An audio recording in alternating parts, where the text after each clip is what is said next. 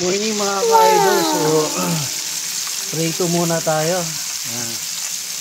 So, pumunta ulit ako ng po ng murang isda. Ayan o.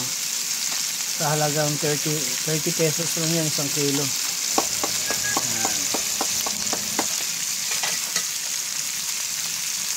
Wow!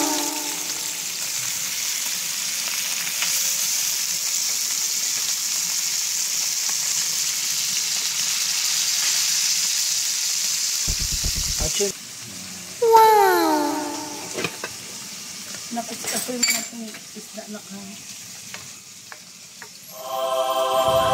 Ano natin?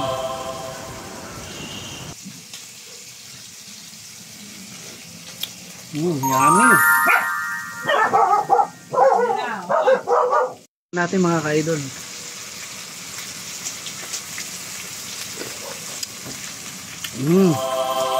May babaw ang lasa ng gata. Oh. Ayos. Pong-pong. Pwede na.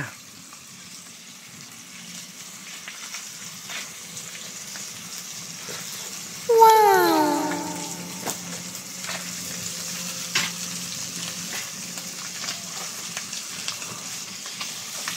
Init gata. Oh, no.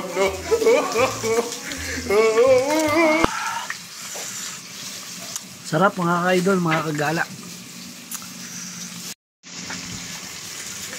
Oh no! Yun.